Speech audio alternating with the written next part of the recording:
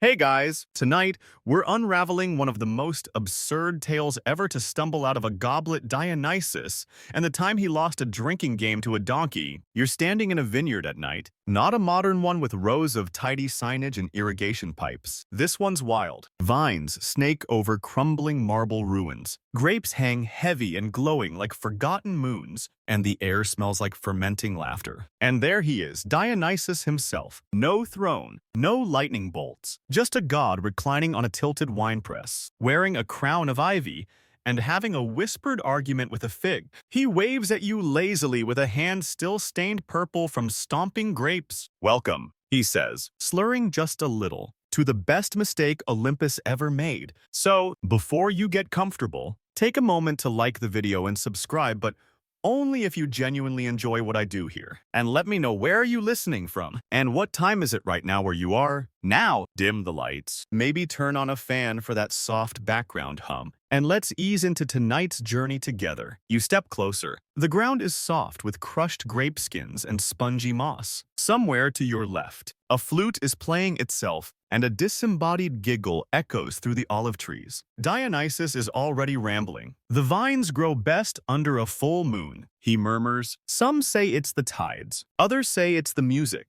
Personally, I think the grapes just want a good excuse." You nod as if that makes sense. "Because tonight, logic is optional." He gestures at the vineyard like a proud but mildly disappointed parent. "This place, it's where the whole mess begins and ends, and loops around like a satyr who forgot what he was chasing." You follow him deeper into the vines, where amphorae lie tipped over, oozing fragrant wine into little troughs that lead nowhere. It feels like you're walking through a party that peaked 6 centuries ago and never stopped. Mainstream historians agree Dionysus was one of the last Olympians to be officially worshipped, sneaking onto Mount Olympus like the god of gatecrashers. But unlike Zeus and his thunder tantrums, Dionysus brought wine and chaos and an unapologetic love for the ridiculous. "Do you know, I once turned a man into a fig tree just because he sneezed at my sandals?" Dionysus asks, snorting. "Even I can't remember if I meant to do that." You pause beside a statue. At first, it looks like a woman. Then you realize it's an ancient vinekeeper, mid-yawn, petrified in stone, her mouth still open like she's about to ask for a raise. That's when you realize the vineyard is full of these stone sleepers, dozens of them caught mid-burp, mid-waltz, mid-sip. Some say I curse them, Dionysus says with a shrug. Others say they just drank too much and forgot how to stand. Fringe archaeologists in the 1800s actually proposed that Dionysian cults practiced voluntary stoning, not the execution kind, the get high and sit so still you fossilize kind. No one could prove it. Then again, no one could disprove the wine gods either. Suddenly, Dionysus freezes. His eyes go wide. "Did you hear that?" He hisses. You strain to listen. All you hear is the hum of crickets and one frog that sounds mildly sarcastic. "Hera," he whispers. "She's still mad about the baby thing." You raise an eyebrow. "What baby thing?" And just like that, the vineyard melts into shadow and moonlight,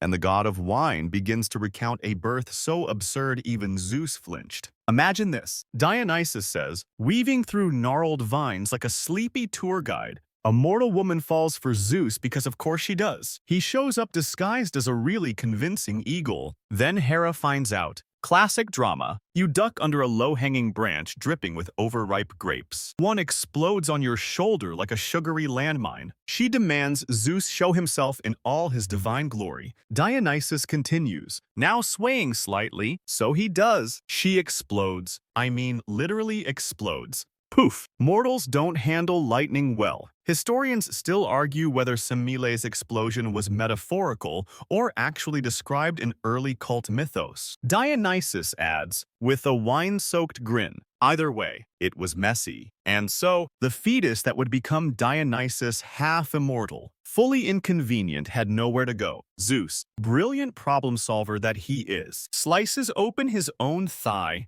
and tucks the baby inside like a divine kangaroo pouch. You gag slightly at the image. Why the thigh? You ask. Dionysus shrugs. Apparently the armpit was full. You both stumble into a clearing where a half-built shrine leans sideways. Like even the stones couldn't stay sober. Moss curls up the walls in spirals that look suspiciously like fingerprints. Anyway, Dionysus says, lowering himself onto a barrel with a sigh, I was reborn. From Zeus's leg, I don't recommend it. You sit down beside him. The night has deepened. Somewhere far off, a donkey brays twice. You don't know it yet, but that sound will come back to haunt Dionysus. And you, and maybe Western civilization. But for now, the vineyard is quiet. The stars are pulsing gently overhead. And the god of wine is already nodding off, murmuring something about dancing goats and a misdelivered prophecy. You let your eyes close for a second. It's going to be a long night. You open your eyes just as a vine curls lazily around your ankle. Not in a threatening way, more like it's trying to hold your hand, or remind you where you left off. Dionysus stretches beside you, yawns dramatically, and begins speaking like nothing ever paused. So yes, the leg birth, he says, scratching behind his ear with a corkscrew. Zeus had never done something that weird before, which is saying something. The vineyard flickers. The trees fade into a marble chamber dripping with gold and gilt. And you're suddenly inside a throne room on Mount Olympus, staring at Zeus's freshly sewn thigh like it's a cursed fruitcake. You try not to stare too hard. Hera is storming around the room, flinging lightning pebbles at minor gods and muttering about that mortal girl with the smoky eyes. Aphrodite's trying not to laugh. Apollo's pretending he didn't hear anything. Hermes is selling popcorn from a bag he just invented. And then it happens. With the messiness of a biology experiment nobody consented to, Dionysus is born again, not from a womb, but from a divine incision, stitched up with star thread and denial. Was I fully grown? No. Was I adorable? Absolutely. Dionysus mutters beside you, watching the whole thing unfold like a director rewatching his own awkward pilot episode. You peer at the newborn god, who looks less like a newborn and more like a small, confused theater major. His first action, sneezing wine bubbles into Zeus's beard. Now that's legacy. Historically speaking, this peculiar birth gave Dionysus a rare duality. He's both mortal and divine, both born and reborn. Some scholars even call him the twice-born, which sounds impressive until you learn it was mostly used to excuse his unpredictable behavior. But Hera wasn't buying it. She wanted the baby gone. Again, permanently. And since divine lightning hadn't worked, she went old school, hit squads and hexes. So, baby Dionysus was hidden, not in a cave, not on a mountain, but with goats. You blink. Goats. You ask? Yes. Dionysus nods. A lovely forest nymph named Macris and her goat, Amalthea. Best milk I ever had. Not that I remember, but I remember the cheese. You're now crawling through a mossy glade in ancient Nysa, where time runs sideways and naps count as religious practice. Baby Dionysus is wobbling after a frog. The goat bleats protectively and chews on a sandal that might belong to a very confused satyr. Fringe mythologists argue that Dionysus was raised not just by goats and nymphs, but possibly by a wild bee colony that taught him the secrets of mead. No hard evidence, of course, but cave walls in Arcadia have honeycomb-shaped carvings that nobody can quite explain. Those bees were intense. Dionysus says, if you fell asleep in the wrong spot, they'd build a shrine on you. You pass through a grove where young Dionysus is learning to shape vines with his thoughts. He frowns and accidentally strangles a tree. The nymphs applaud anyway. They were very supportive. He mutters. One day, a passing traveler stumbles into their hidden world.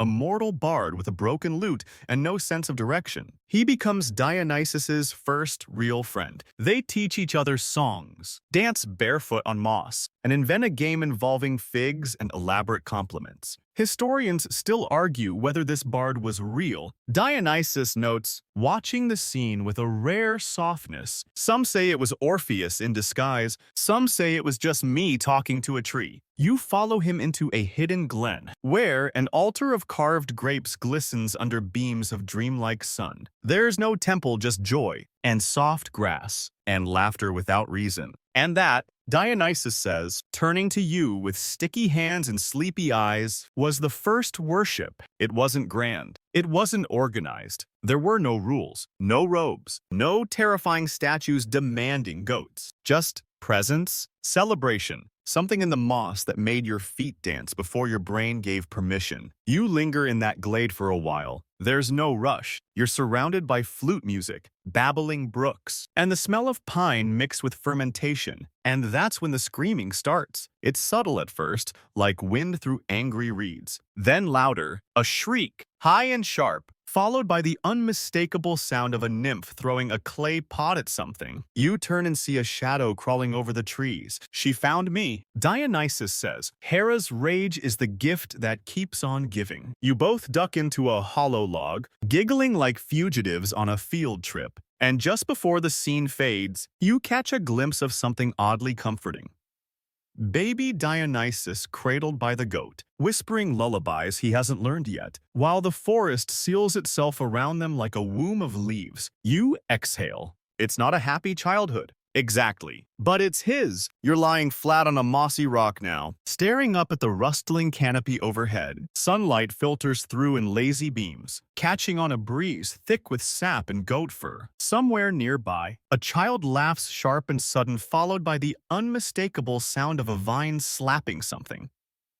It shouldn't. The god next to you grins. That's me, probably trying to ride a goat backward again. You glance over at young Dionysus. He's maybe 8, 10. It's hard to tell. Time here drips like honey, not water. He's got a crown of mushrooms, a leaf cape, and a very serious look as he attempts to teach a satyr how to pirouette. The satyr gives up halfway and falls face first into a beehive. You wince. Dionysus applauds. Grace was never the point, he whispers. This part of his childhood, tucked away deep in Nysa, is where the nymphs took over. A cozy conspiracy of caretakers, gentle voices, nimble fingers, and zero interest in sending him off to war school like the other gods. Their favorite activity, teaching him how to sneak snacks into sacred rituals. You haven't lived, Dionysus mutters, until you've replaced a sacrificial bull with a giant cheese wheel and watched the priest pretend it was intentional. Historical accounts often gloss over this period in Dionysus's life, but fringe myth collectors from the 1600s preserved oral stories from shepherds in the Peloponnesus who claimed that their ancestors once stumbled upon a small dancing godlet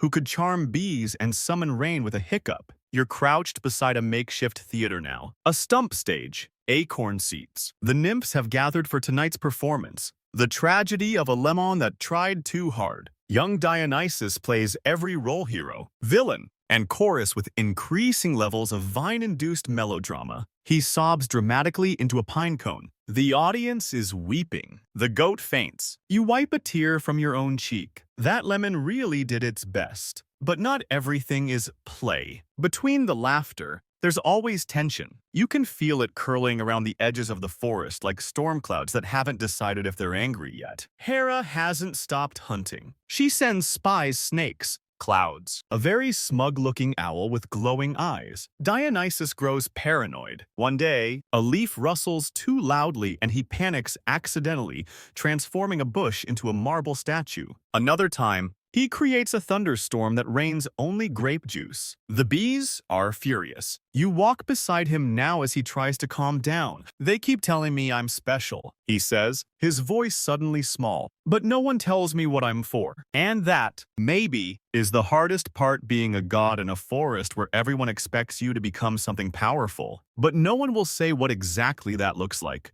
Historians still argue whether Dionysus's early seclusion was an act of protection or preparation. You murmur aloud, almost to yourself. Was he being shielded or simply deferred? He doesn't answer, just kicks a mushroom. Still, the nymphs try their best. They distract him with more games, elaborate picnics, and one particularly memorable wrestling match with a pine tree that ends in him winning, but also accidentally marrying it for 6 minutes. You wander past a meadow where the satyrs are practicing their battle chants. You pause. It's just fart noises and clapping. Satyr military drills. Dionysus says, deadpan. Fearsome stuff. Evening creeps in like spilled ink. The forest glows gold, then blue, then purple, Fireflies blink with musical timing. Somewhere in the distance, a pan flute plays itself to sleep. And just when you think the day is over, Hera strikes again. This time, it's serious. A sickness sweeps through the glade.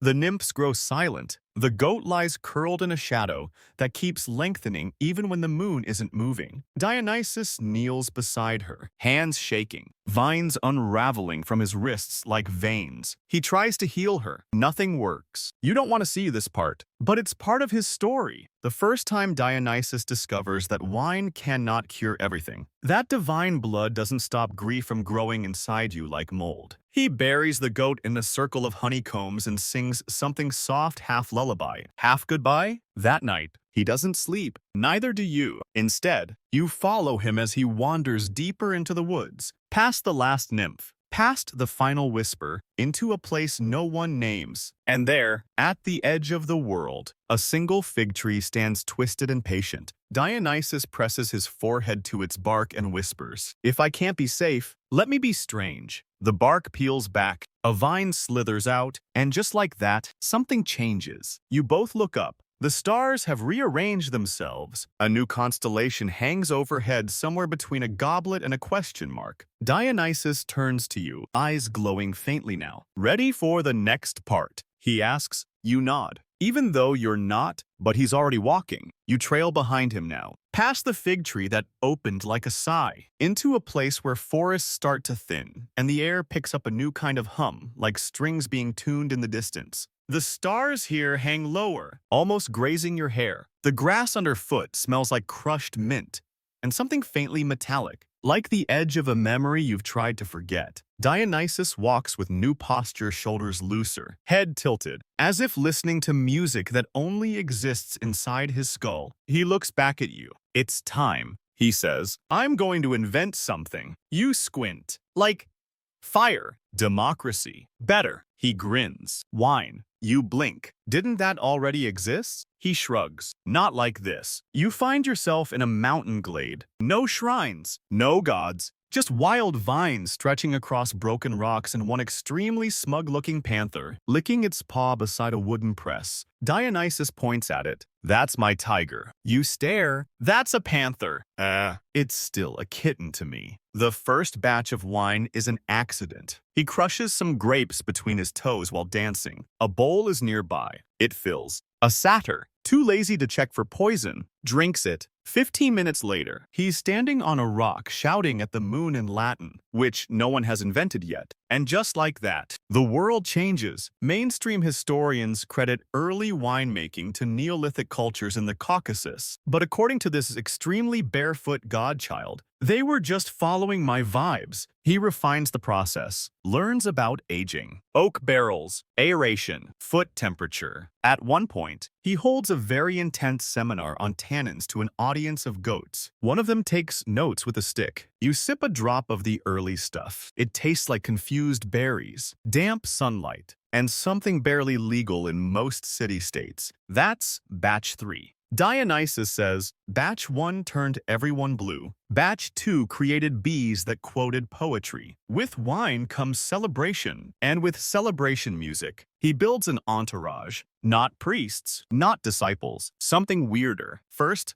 come the satyrs horned, cloven, terrible at personal space. They play flutes, chase butterflies, and argue about whether or not trees can feel offended. You like them immediately. Then the Maenads, wild-haired women who wear ivy-like jewelry and call thunder just to see if it will answer. They dance in spirals, chant in forgotten dialects, and wrestle dreams into submission. Together, they become his cult, but not in the creepy, tax-exempt kind of way. More like a traveling fever dream with very loose rules and excellent snacks. You march with them. Some nights you sleep under stars. Other nights, you don't sleep at all. You learn songs that don't rhyme and dances that don't end. A satyr teaches you how to light a fire using only sarcasm. Dionysus leads it all, his wine giving courage, confusion, or clarity depending on your mood. Sometimes all three. One night, he throws a pebble into a still lake and it ripples wine.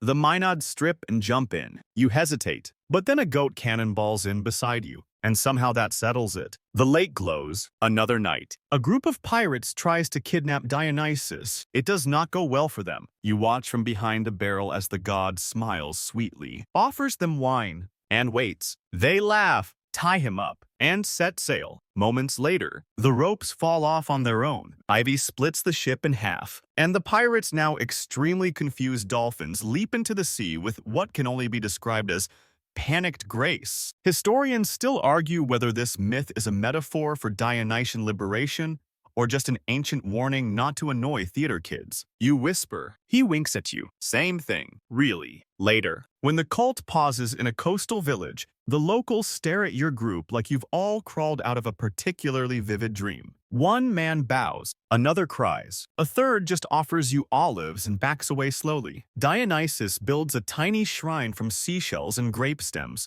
He's not asking for power. He's sharing something. Joy, he says one night, swirling a goblet carved from driftwood. That's the only revolution that scares the gods. You believe him. You pass through regions you don't recognize. Forests that flicker like candlelight. Cities that seem to rise and fall overnight, like someone keeps editing the landscape. And through it all, Dionysus keeps moving, drinking, laughing, creating chaos that somehow heals. Fringe scholars once proposed that the god of wine was also the god of memory, simply because his worship seemed to both erase pain and replace it with feeling. Strong, shimmering, wordless feeling. You see it in the way a grieving woman dances beside you like she's learning how to breathe again. In the way a satyr writes a song on his own horns. In the way you forget what day it is and realize it's never really mattered. But not everything is celebration. One evening, as you all camp beside a whispering river, Dionysus finds a child lost in the woods. Her parents were taken by plague.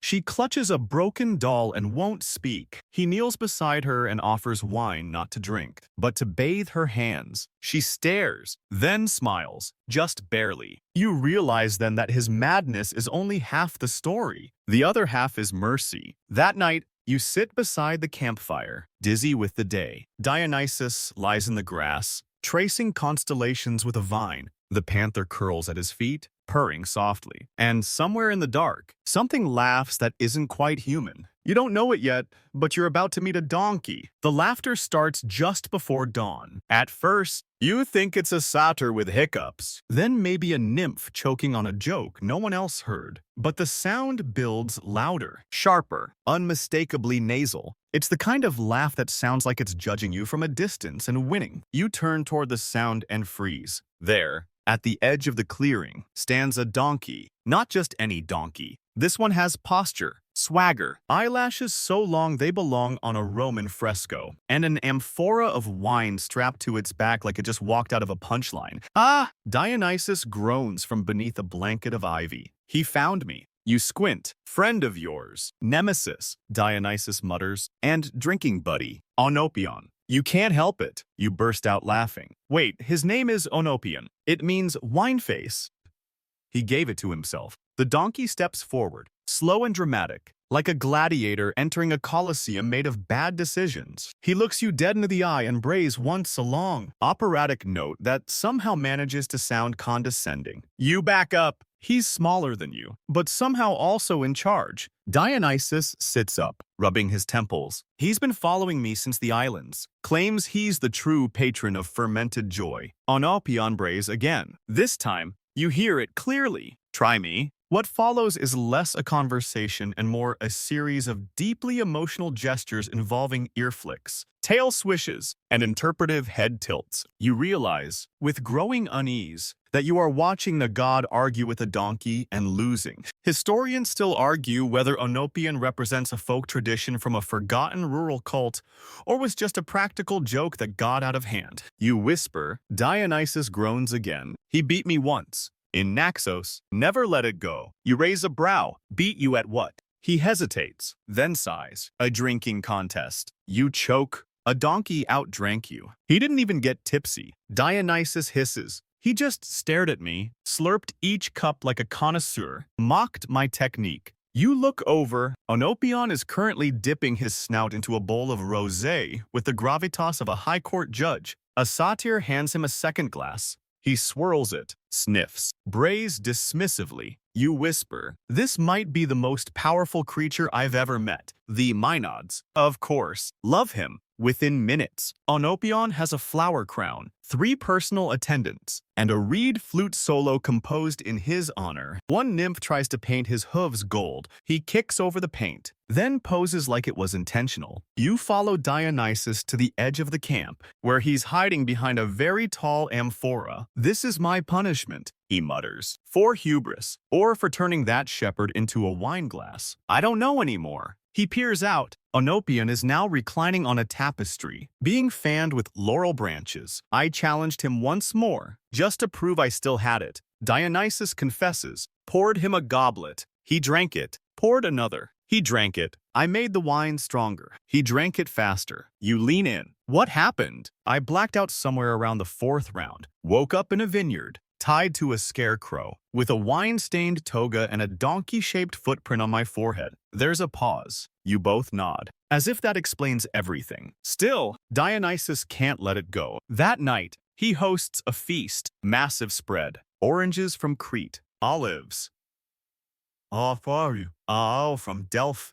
Cheeses aged in song. He calls it a celebration, but you can smell the desperation. The theme, redemption. Onopion arrives fashionably late. Of course, he's wearing earrings. No one knows where he got them. He saunters in, knocks over a bowl of figs, and immediately declares the wine adequate. The satyrs gasp. Dionysus raises a brow. Game night. The donkey flicks his ears. Challenge accepted. You blink, and suddenly you're ringside at the strangest showdown in mythological history. A glowing amphitheater appears from nowhere. The stars crowd in. Even the moon lowers itself slightly for a better view. A table is set. 2 chairs, 1 god, 1 donkey. You take your seat with a clay mug, equal parts excited and terrified. First round, classic red. Dionysus downs his with flair. Onopion sips slowly, mockingly, with a sniff between each taste. Second round, mulled, with cloves and honey. Dionysus chugs it backwards while standing on 1 foot.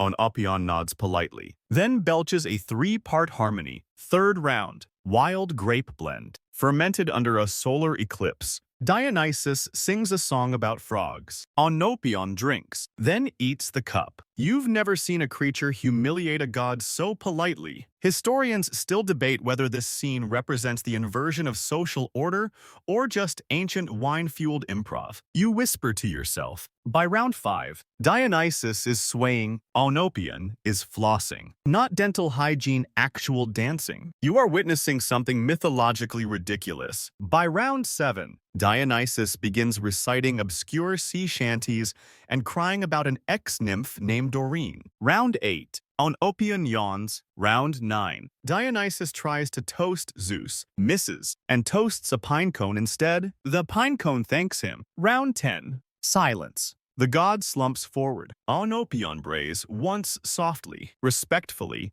and places a grape gently on Dionysus's forehead like a medal of defeat. The amphitheater erupts in applause. You're crying. From laughter. From beauty. Who knows? Onopion steps off the stage, his hooves barely touching the ground, as if buoyed by pride alone. He passes you, pauses, and gives you a wink, or maybe it's just a twitch. Either way, you are changed. Dionysus snores softly on the table. A Maenad tucks him in with ivy. You sit back, overwhelmed, wine mug trembling in your hand. You whisper, I just watched a donkey win godhood. And somewhere in the distance, a vineyard blooms overnight. You wake to the soft rustle of vines, and a snoring god sprawled across a tapestry soaked in grapeskins and regret. Dionysus is half wrapped in his own ivy crown, his tunic stained with 13 kinds of wine, and at least 2 sauces you can't identify. One of his sandals is hanging from a nearby tree, and someone, probably Onopion, has carefully balanced a fig on his nose. You sit up slowly. Your head is foggy. Your breath smells like fermented poetry, and all around you, the cult is sleeping in odd configurations. A satyr hugging a tambourine like a teddy bear, 3 Maenads snuggled under a table, and Onopion curled like a smug cinnamon roll, dreaming of his victory. You whisper, "That happened." Somewhere far off, thunder rumbles. Not the scary kind, more like an impatient stomach. Dionysus stirs, blinking slowly like a cat emerging from anesthesia. "I was robbed,"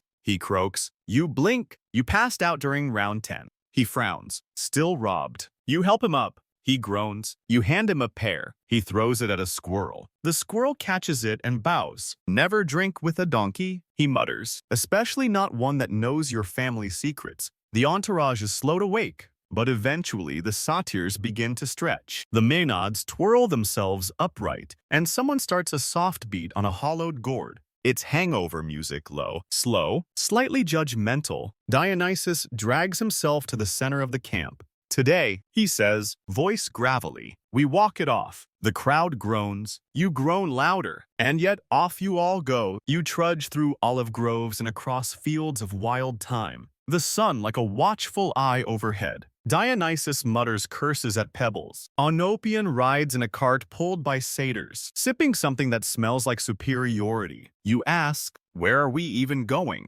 "To Olympus," Dionysus says, as if the answer is obvious. "I need to show face before Apollo tells everyone I lost to a four-legged beverage sponge." You want to ask more, but then you realize the road is changing. Mount Olympus isn't where you thought it'd be. It rises not from geography, but from memory. A sudden shimmer in the air, a column of cloud sculpted into ambition. You pass through a veil of mist and suddenly you're in the middle of a courtyard paved in polished clouds and questionable egos. Welcome to the divine neighborhood. The gods are waiting. Zeus is on his throne, stroking his beard like he invented facial hair. Hera's giving Dionysus the same look she probably gave the Trojan horse, unimpressed, but vaguely threatened. Apollo's leaning against a lyre with his shirt off. As usual, Ares is doing push-ups in the corner. Hermes winks at you, pockets a grape, and disappears. Mainstream historians tend to reduce Olympus to a static council of 12, you murmur. But really, it was more like an eternal family reunion, equal parts opera, courtroom, and soap opera. Dionysus steps forward, still hungover but determined. "Good morning," he says, trying to straighten his toga. "I come bearing lessons." Hera raises an eyebrow. Zeus thunders, "You reek of donkey." "That's not a sin," Dionysus mutters. "That's a situation." He tries to explain. The festival, the wine, the donkey, the emotional journey. Apollo interrupts. "We heard you lost to a livestock." Olympus chooses this exact moment to stroll into the courtyard, a tiny wreath on his head. "And Bray, what sounds suspiciously like your hair looks better on Hermes." Apollo gasps. Dionysus facepalms. Zeus chuckles, then immediately pretends he didn't. The court explodes into laughter. Even Hera can't suppress a smirk. "You're not in trouble," Zeus declares. "But you are banned from ambrosia for a week." Dionysus sighs. "That's fair." He turns to leave just as Olympus drops a fig at the base of the throne, bows deeply, and struts away. A moment of silence. Then Athena clears her throat and says, "Did we just get owned by a donkey?" Nobody answers. Back at the camp that night, the mood is oddly serene. Dionysus stares into a fire, sipping grape juice and poking a stick into the embers. "I think he insulted Apollo's hair on purpose," he says softly. You nod. "It was a pretty sick burn." Historians still argue whether Olympus was a real companion or a dream manifestation of Dionysus's self-doubt. You say aloud. Dionysus doesn't respond. He just smiles. You sit with him a while. The maenads are singing something quiet. The satyrs are curled up like puppies. Olympus snores with theatrical flair, the god of wine and madness. Humbled by a donkey and cheered by chaos, leans back and whispers, "I might need to invent naps next." You close your eyes. It's the first time sleep feels like worship. When you open your eyes, you're not entirely sure where you are. The ground beneath you is no longer soft with moss or grape skins. It's dry, cracked, and vaguely suspicious. The sky overhead is blistering blue, the kind that makes your eyes squint even if you're dreaming. Sand crunches under your feet. You hear drums in the distance. Dionysus is already walking ahead, barefoot and smiling like a man who just remembered something he forgot to forget. "Asia Minor," he says, or maybe Thrace. Depends who's telling it. You jog to catch up. "Why are we here?" "Pilgrimage," he says. I figured if I can't beat a donkey, I should probably expand the brand. It turns out that when Dionysus goes on tour, it's not subtle. You've joined a slow, lurching caravan of satyrs, maenads, wandering poets, broken flutes, mismatched drums, and one very bored donkey wearing sunglasses made from sea glass and twine. Some days the group marches with purpose. Other days you wander in circles until someone remembers they're supposed to be headed east. Occasionally, a city appears on the horizon. You descend upon it like glittery chaos, throw a festival nobody asked for, and leave the townspeople either blessed, drunk, or gently traumatized. They'll talk about it for centuries. Dionysus says as a confused farmer watches a satyr juggle fish. The cult is growing. More followers join women with haunted eyes, men who speak only in riddles, musicians who can't read music, but can make a liar cry. They bring their own stories, their own griefs, and somehow Dionysus takes it all in stride. Everyone's welcome, he says, as long as they can dance or scream or both. You pause in one town where a local ruler demands the cult disband or face punishment. Dionysus nods solemnly. By morning, the ruler is found tangled in ivy, humming show tunes in an ancient dialect, and claiming he now speaks fluent otter. No one asks questions after that. Mainstream historians often describe Dionysian processions as chaotic rites full of noise, nudity, and altered states. But what they miss is the purpose beneath the madness, the healing, the catharsis. It isn't just about wine, it's about release. You see it in the way a grieving mother screams into the wind,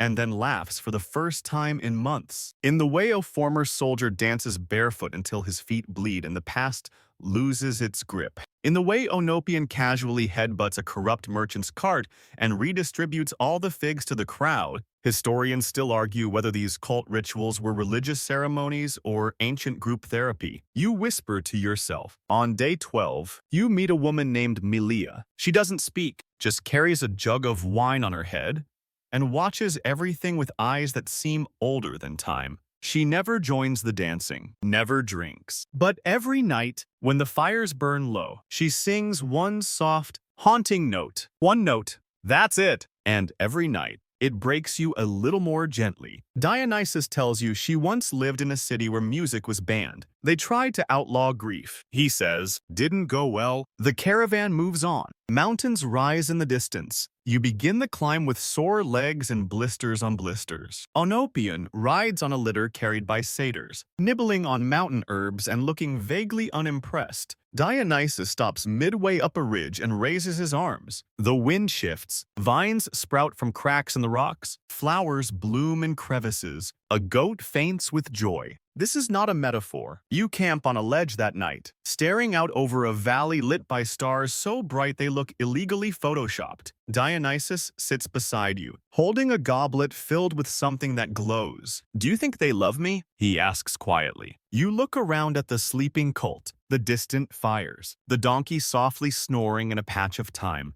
They follow you. You say, even when you don't know where you're going. He nods. Maybe that's the same thing. The next morning, you enter a new city. It's huge, walled, guarded. The gates creak open slowly. You expect resistance. Instead, the high priest bows deeply and presents Dionysus with a crown made of silver ivy. You blink. Wait, they like us. Some places remember. Dionysus says, some forget. Here, the people line the streets with amphorae of wine, baskets of pomegranates, and scrolls filled with poetry written during dreams. You watch as the maenads dance down the main avenue, their shadows flickering against golden stone. You hear drums that don't match each other, but somehow still feel like rhythm. Olympus eats an offering bowl and then blesses a toddler by sneezing on him. The toddler bursts into spontaneous applause. You're dizzy, not from wine this time, but from wonder, from the realization that you've been walking inside a myth for days and somehow it never lost its warmth. That night, Dionysus climbs onto a roof, cup in hand, and sings an ode to mistakes,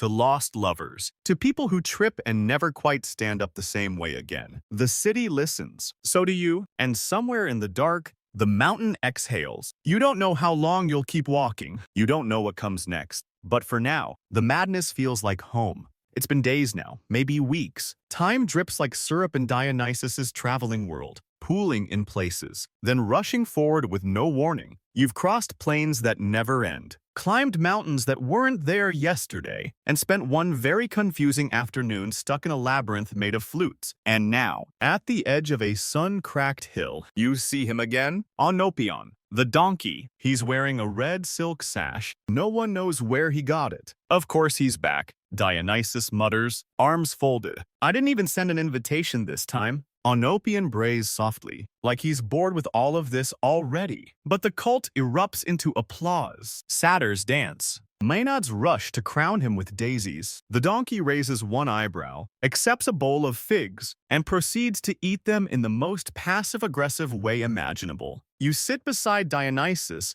as the donkey is carried on a litter by chanting followers. Is he following us? You ask. He says it's a coincidence. Dionysus growls, but I know better. The cult settles for the night near a dry riverbed. Fires are lit. Wine flows. Someone begins improvising a myth involving onions and divine justice. Onopion listens politely, then kicks a drum over. But tonight feels different. There's a hum in the air. The stars are twitching, like they're trying to rearrange themselves. Dionysus paces the edge of the camp. He's challenging me again. He says flatly. You stare. He hasn't said anything. He never says anything. That's part of the torment. You glance over. Onopion is standing on a hill, backlit by the moon, looking vaguely like a war general about to recite tragic poetry. The wind picks up. His mane flows. You exhale. He does have excellent timing. Dionysus turns. Fine. If he wants a rematch, he'll get one. You blink.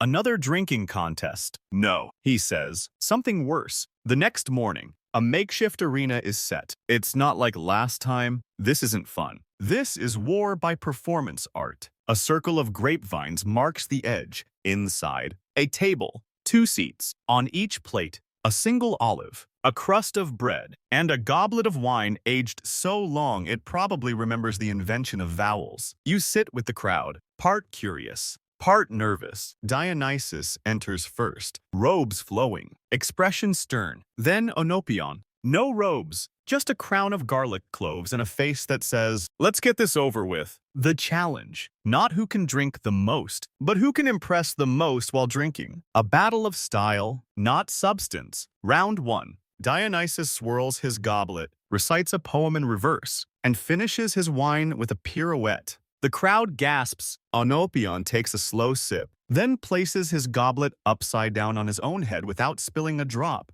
The crowd screams. Round 2. Dionysus drinks.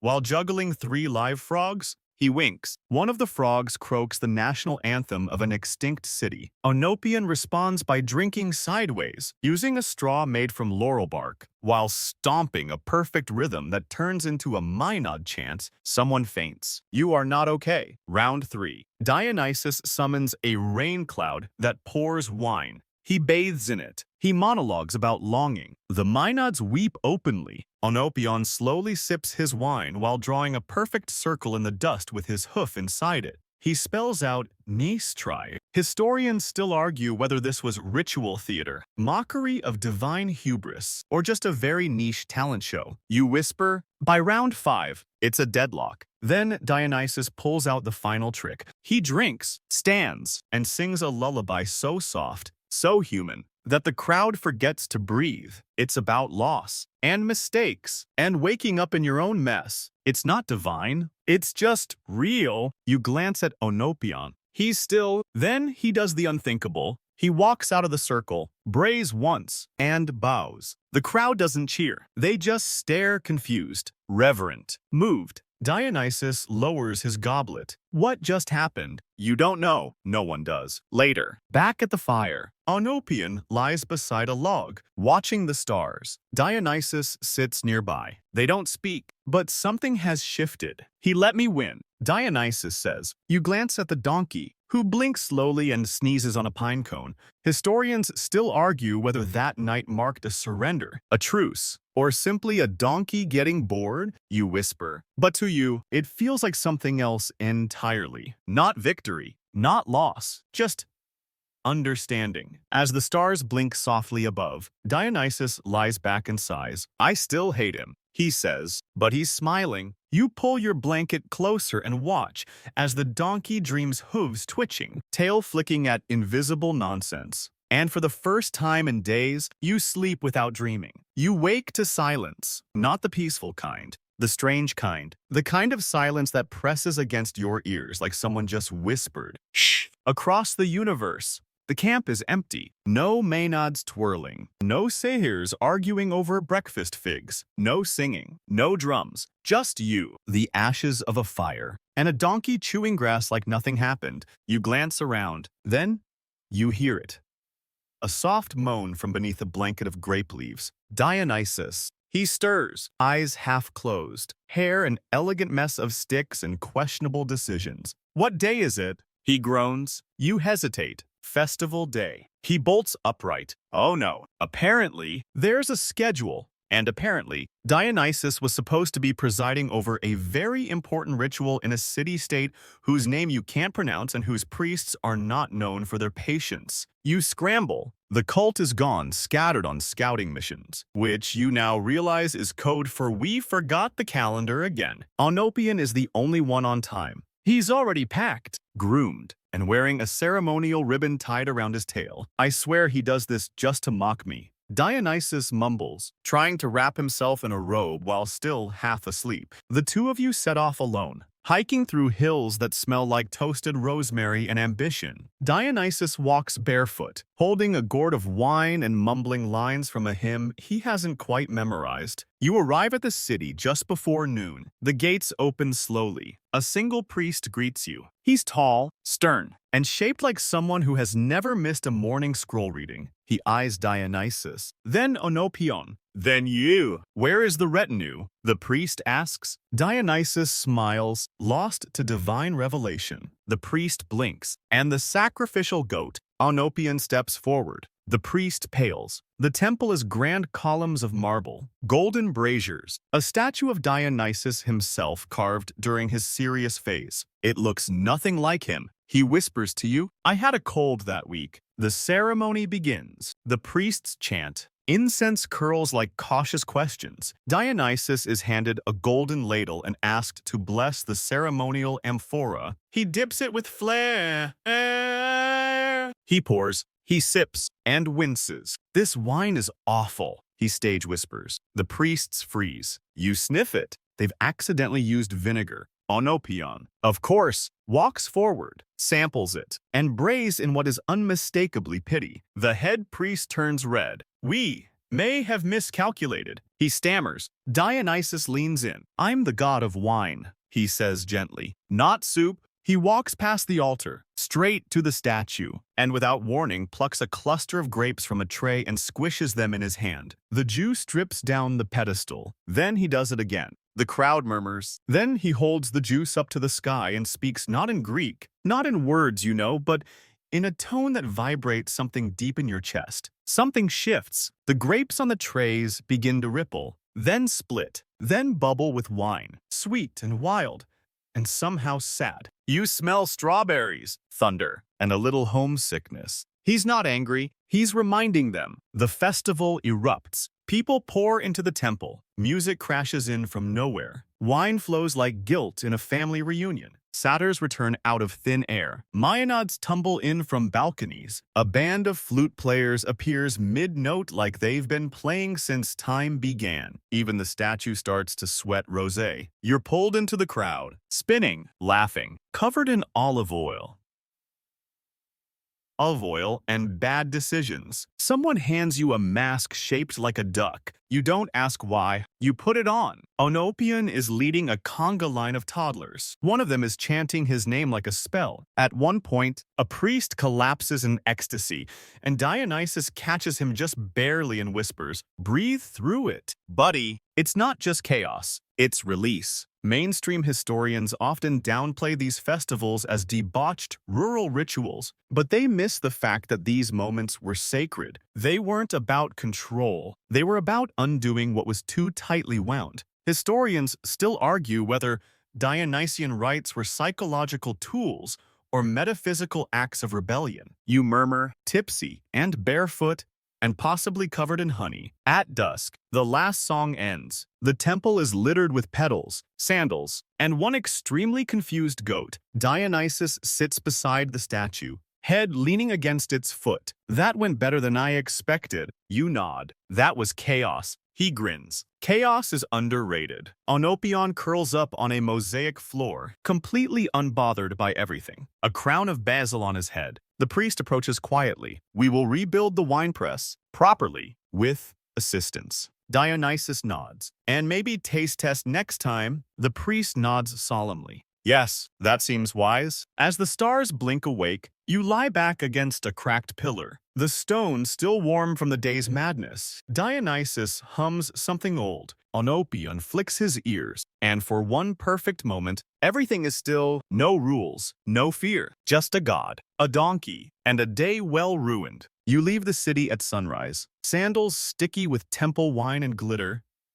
You can't explain. Dionysus hums a tune that never resolves. He's got olive leaves in his hair and a slight bruise on his shoulder from dancing too close to an enthusiastic lyre solo. He says, Olympus walks ahead, tail swishing like a metronome, carrying a bundle of unsolicited temple gifts in a basket strapped to his back. The road stretches out before you, dusty, golden, humming with hangover wisdom. You ask, where to now? Dionysus doesn't even look up. Olympus, you groan? Again, he nods. I have to apologize to Apollo. Apparently, the donkey said something about his bangs. You think about objecting, but then you remember the look on Apollo's face the last time you saw him, right? Yes, damage control. The climb is long. The higher you go, the more the trees begin to look judgmental. The clouds thicken into suspicious glances. At one point, Hera sends a peacock to check in. It glares at Dionysus for 10 full minutes.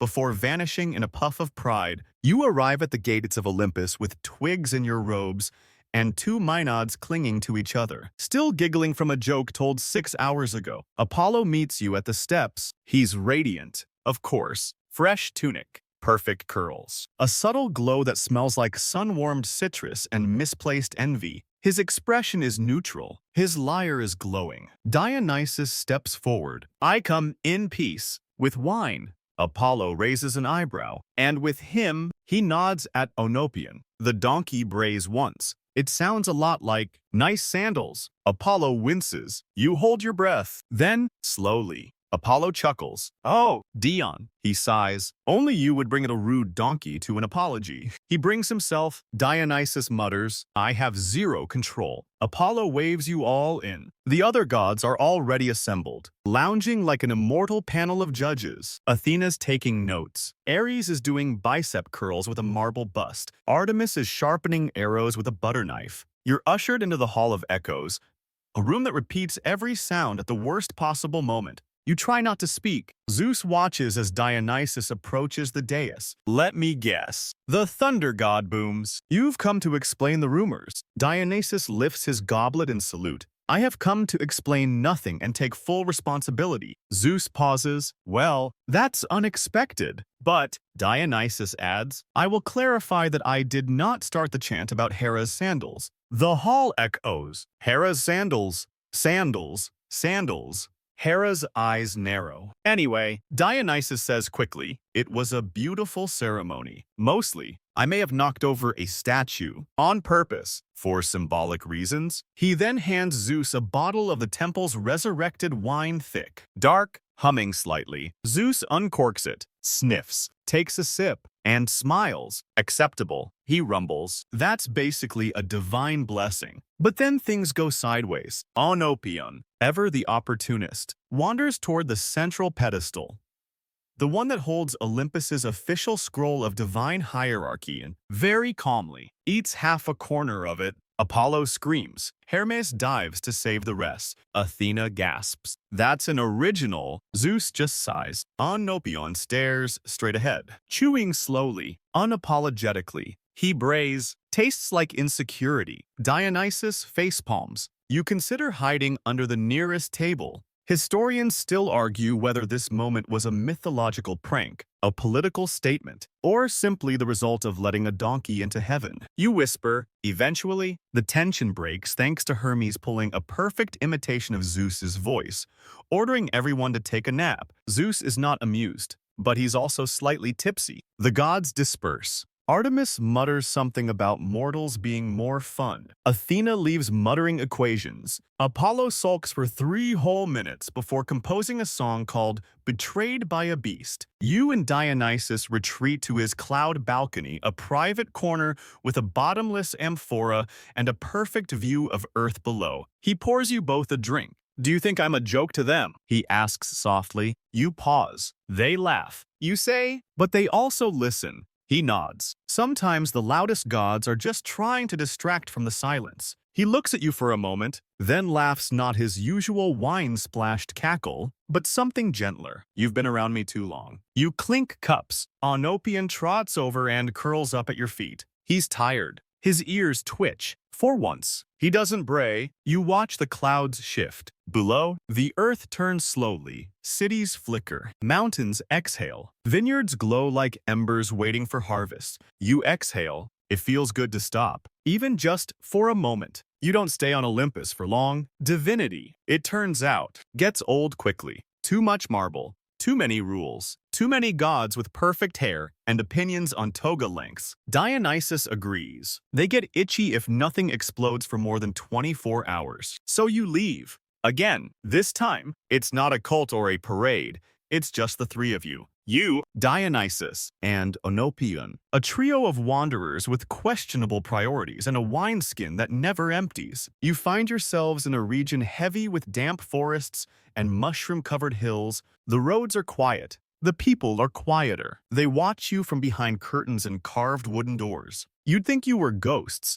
if not for the faint smell of stew and suspicion in the air. Something's off. Dionysus mutters, "This place is too sober." He's not wrong. You visit a town called Myrtakos. No music, no laughter. The tavern serves water, still water. A musician strums a lyre in the square but stops every few notes to apologize. Dionysus looks genuinely concerned. "Did I miss a law? Is joy illegal now?" You learn quickly. The town worships a minor goddess named Lytis, the Lady of Restraint. She once declared that emotions are contagious and must be contained like plagues. Her followers wear gray. They sip broth. They whisper. It's a deeply unfun place. So, of course, Dionysus decides to stay. He opens a pop-up wine stall the next morning. No license, no permission, just a crate, a tablecloth that smells like regret, and a jug of something that glows faintly when you insult it. By noon, he's banned. By evening, half the village is drunk. By midnight, the musicians are playing something that sounds suspiciously like a rebellious jig. A child is dancing. Someone has tied tiny bells to a goat. By morning,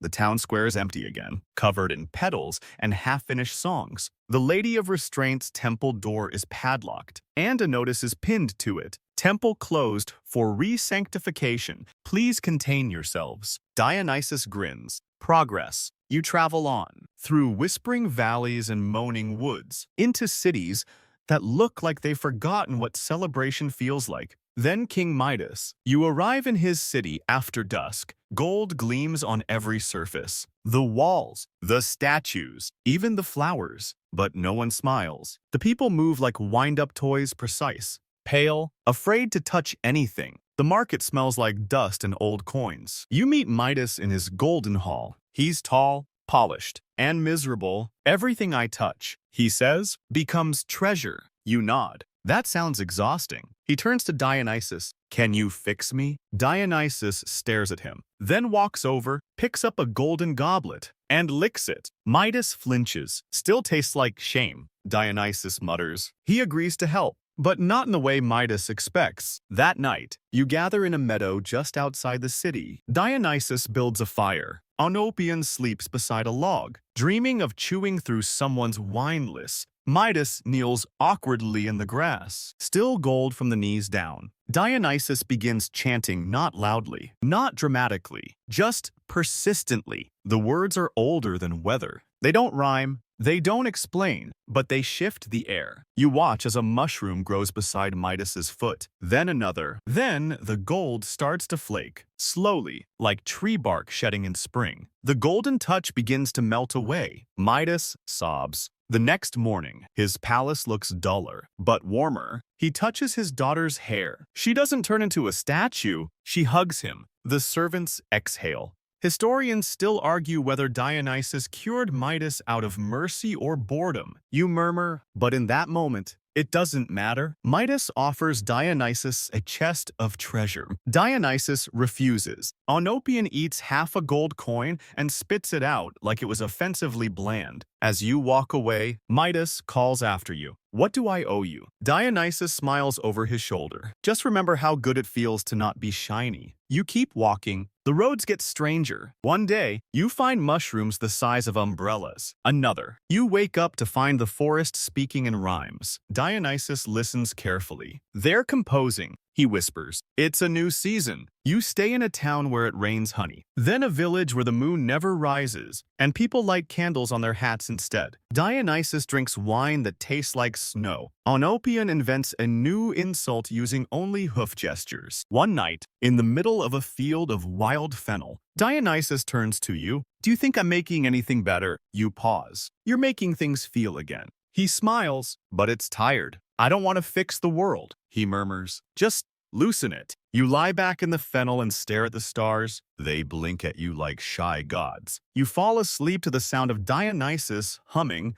and Olympus softly chewing a map you probably needed. And in the morning, everything smells like basil and second chances. By the time you reach the edge of the next city, something in the air feels off. The wind blows warm but tight. The sky is clear, but the light feels flat, like someone turned down the saturation. Dionysus squints at the horizon, frowns, and doesn't say a word for the next 10 minutes. You arrive at the gates of a marble city you don't remember from any map. It's quiet, too quiet, no music, no vendors, no pigeons arguing over breadcrumbs. And then you see them, the goddesses, not the ones you've heard of, not Aphrodite or Hera or Artemis. These are the other ones? The ones you never quite remember, whose temples crumbled first. The ones who didn't get epics, only footnotes. Who are they? You whisper. Dionysus sighs. The boring ones. You glance again. There's a goddess of moderation, adjusting the same fruit bowl over and over. A goddess of seasonal accounting, who looks like she's been waiting 6 centuries to file something. And one who might be the patron of passive-aggressive silences. They watch you enter. They don't move. Then one of them speaks, her voice thin, stretched, like paper tearing. "You're not welcome here." Dionysus, he bows. "Ladies, how you've endured." Another speaks. "We remember when joy was quiet,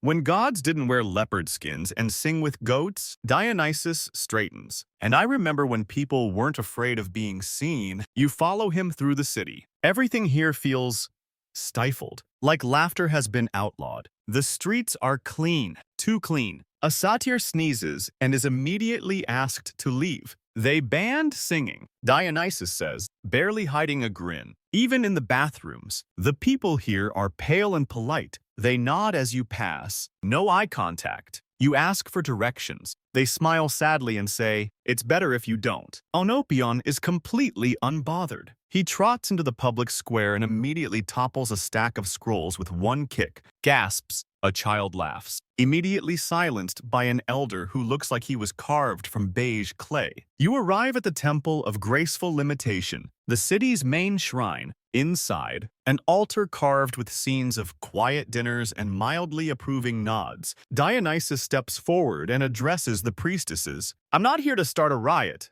They stare at him. He continues, "I just want to recalibrate your definition of joy." You cough. "That does sound like you're going to start a riot." A hush falls. Then one of the goddesses appears, tall, elegant, draped in linen so beige it might legally be considered transparent to the human spirit. Her eyes are the color of dusty chalk. Her presence is like a polite rejection letter. "You bring corruption," she says softly. Dionysus bows. "I bring fermentation." She circles him. Slow, Precise. You leave messes, I leave flavor. You infect order. He grins. I invent movement. She raises a hand. You will not unbalance us. The floor begins to ripple beneath your feet, stone curling like parchment. A tremor in the air. You feel your ears pop. And then snakes, dozens of them, slithering from under the altar, not threatening, not hissing, just writhing, rhythmically, like a dance too old to name. The priestesses gasp.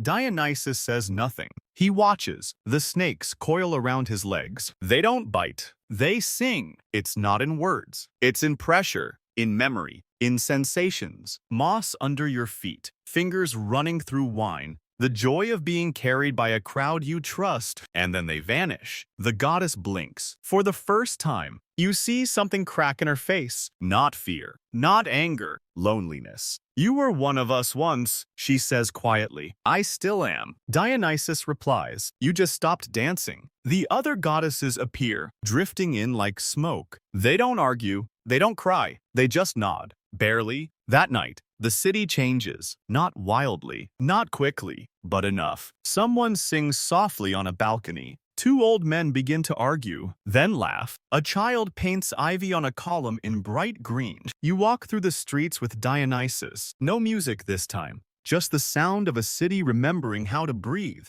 Historians still argue whether this encounter was myth, metaphor, or a cautionary tale about over-organizing festivals. You whisper. He grins. Sometimes all three. Olympus choose a street map someone spent 10 years illustrating. You sleep in a tiny inn, run by a woman who offers you a pillow made of wild fennel and goose feathers. You dream of soft tambourines and moonlight tangled in vines. The next morning, a shrine has been built. Not to Dionysus, to joy. It's small, no gold, just a cup of wine and a ribbon tied to a goat's horn. He smiles. You move on. You wake up in a field of thorns. Well, not real thorns, dried fennel stalks, twisted and sharp, reaching out from the earth, like memories that won't stay buried. The wind hisses through them, carrying something that sounds like a melody but bites like regret. Dionysus is already standing, arms outstretched, his robes missing one sleeve. His feet are bare. There's dried wine on his chin. This is it, he whispers. We've reached the edge. The edge of what? You ask, climbing to your feet. He doesn't answer, just walks. You follow. The landscape shifts quickly, grass to stone, stone to ash, ash to something that might be bone. No signs, no towns, no temples, just a circle of worn earth ahead, pulsing faintly under a crooked moon. You've arrived at the ritual site. You've heard whispers of this place sparagmos, a rite rarely spoken aloud. Even the gods step carefully here. The followers gather slowly, maenads first, barefoot and wild-eyed, wreaths of thistle in their hair. Satyrs stumble in behind them, unusually sober. Even Olympus keeps his distance, hooves clicking on the brittle soil. The mood is different. There's no laughter, no singing, just breath, and the low hum of anticipation. Dionysus steps into the center of the circle. Tonight, it's not about wine, or joy, or mischief. Tonight, it's about ecstasy, the kind that strips you down to nothing. That tears through the walls you didn't know you'd built. A drum begins, slow, then faster. The maenads chant in an ancient tongue. You don't understand it,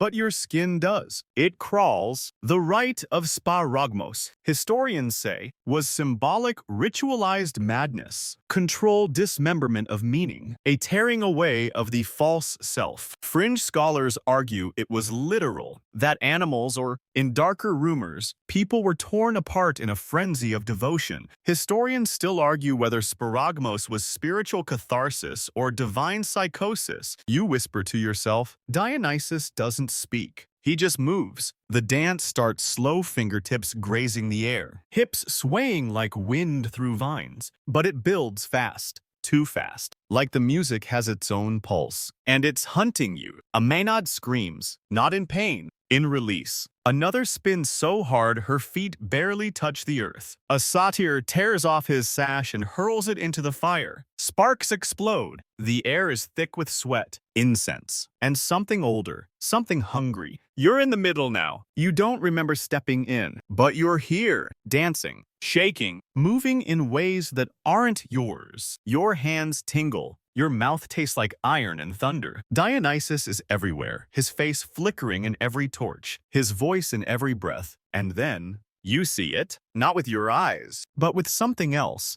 A creature, bound in vines, made of shadows and mirrors. It shifts every time you try to name it. Shame, memory, loneliness, rage, the thing you carry, the thing you hide. The crowd circles it. Dionysus raises a hand, and they tear it apart, not with violence, but with truth. They name it, out loud, over and over, each voice louder, each syllable a blade. It shrieks and vanishes. The circle collapses. The music ends. Silence. Then sobbing. Then laughter. Then nothing at all. You drop to your knees. The earth is warm. Olympus approaches quietly and nudges your shoulder. He offers a fig. You take it. Dionysus kneels beside you. His eyes are glassy, not drunk clear. For the first time, you see him without the haze. You okay? He asks. You nod. What was that? He tilts his head. Whatever you needed it to be. The Maenads lie in the grass, tangled in each other's arms. The satyrs curl beside logs, humming lullabies to themselves. One nymph is carving a poem into the dirt with her fingernail. The stars have never felt so close. You breathe. It doesn't hurt. Later, as the fire dies, Dionysus takes your hand and leads you away from the circle. Not to leave, just to walk. The world is quiet. Not dead. Not asleep. Just still. He looks at you. Sparagmos isn't about violence. He says, it's about truth. About stripping away everything that isn't you. You think about that. You think about all the versions of yourself you've performed for the world, for your family, for the gods. And here, under this sky, after that dance, you feel like none of them matter anymore. You are breath. You are body. You are here. You are enough. You wake before the sun. The fire is only embers now, glowing like sleepy eyes across the ritual site. The others are still wrapped in silence, Maenads, sprawled like exhausted constellations, satyrs tangled in their own limbs, an Olympus with a blanket over his head, and one hoof sticking straight into the air like he's making a point in his dreams. Dionysus is already up.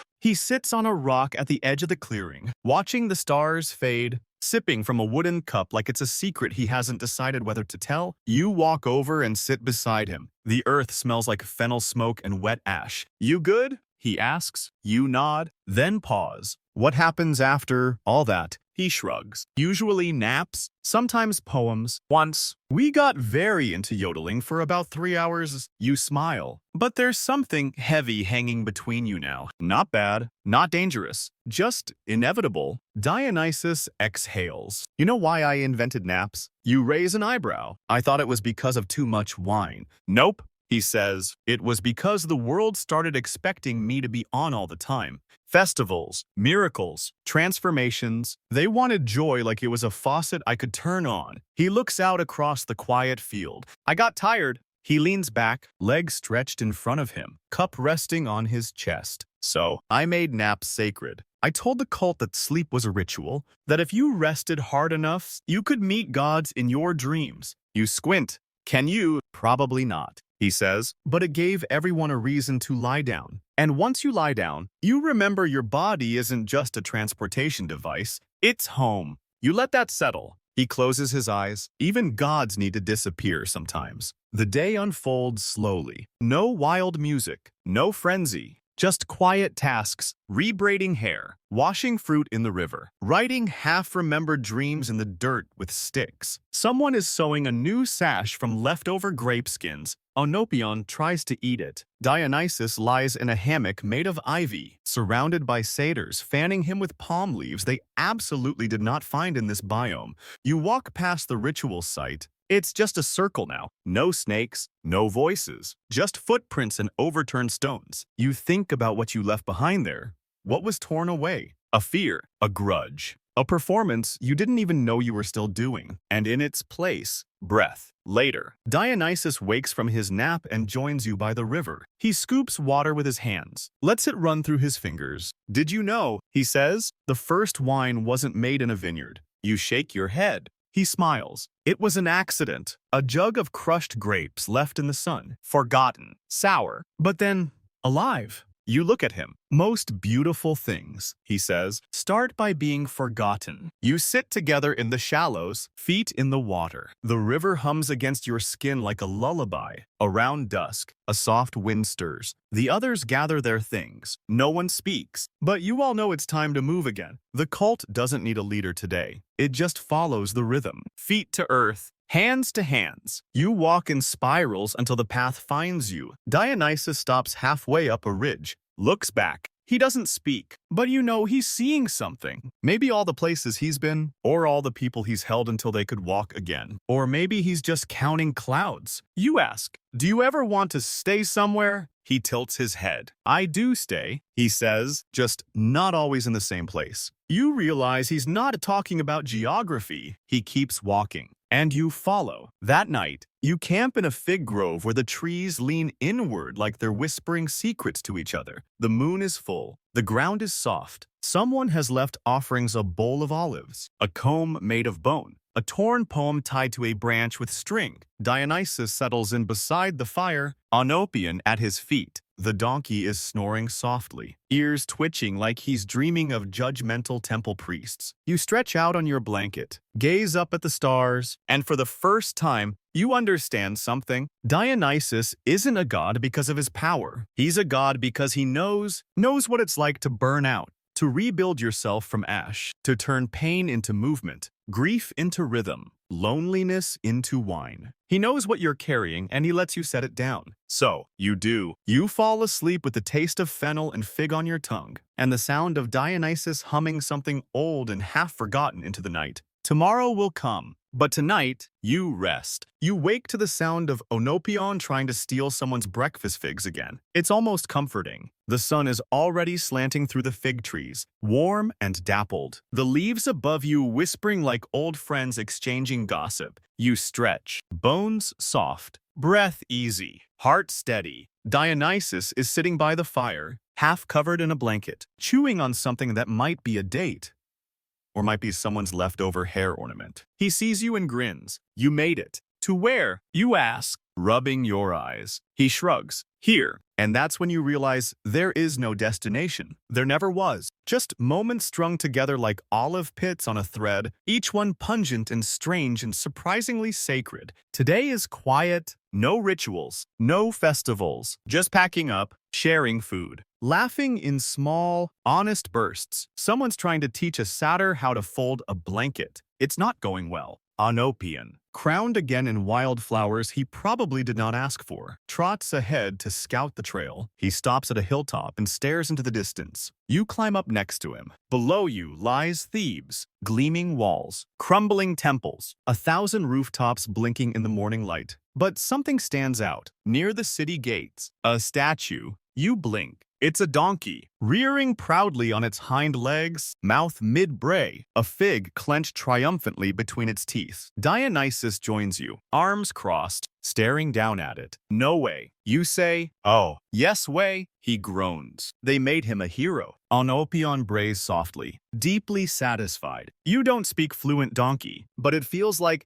about time. A plaque at the base reads, to the one who humbled the god, in wine and wisdom. Dionysus shakes his head. I lose one drinking game one, and suddenly he's a legend. You grin. You did pass out during round 10. Technicality, he mutters. He cheated. You glance at the statue again. He didn't even have hands. Exactly. Dionysus says, deadpan. Very suspicious. You walk with him into the city. No trumpets, no guards, just people nodding, offering fruit, lighting incense at tiny shrines where laughter is the only prayer. Inside the city, there's a courtyard where grapes grow up the walls and children chase each other with painted ivy crowns. A group of elders sits beneath a fig tree debating whether the god of madness once turned a river into marmalade. One insists it was apricot jam. A mural covers the temple wall.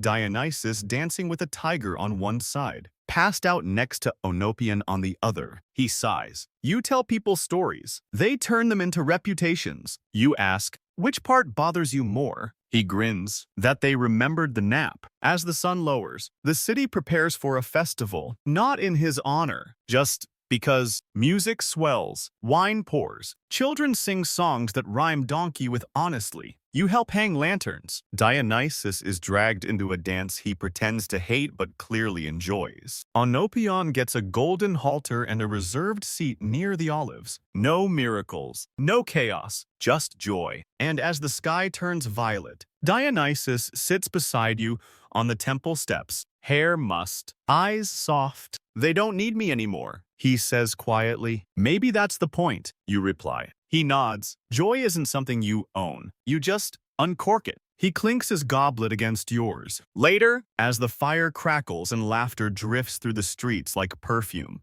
you look at him, truly look, and see someone who's no longer trying to prove anything, just being. And you feel different, too. Like someone loosened the knots inside your chest. Like your shadow learned to dance. You lie back, watching lanterns float into the sky, and wonder what ridiculous myth they'll make out of this night. Then again, maybe none. Maybe this one's just for you. The sky softens. The last echoes of music fade into the corners of the night, folding gently into the dark. You lie still, head resting against warm stone, the scent of figs and wine still clinging to the breeze. Somewhere nearby, Dionysus hums not a song, just a sound. Like someone remembering something good without needing words. You hear Onopion snoring softly. Even his dreams have quieted. Your body is warm and heavy, your thoughts slowing like a river easing into still water. Nothing left to chase, nothing left to tear apart. Just the hum of the earth beneath you, and the breath of a god who knows when to speak and when to stop. The world turns, and you float with it. Held, not because of who you are or what you've done, but simply because you are here. And that's enough. Let your eyes drift. Let the night carry you. You are safe. You are tired. You are loved by the God who gave you permission to feel again. Sleep. Now, we'll find our way back when the vines bloom again.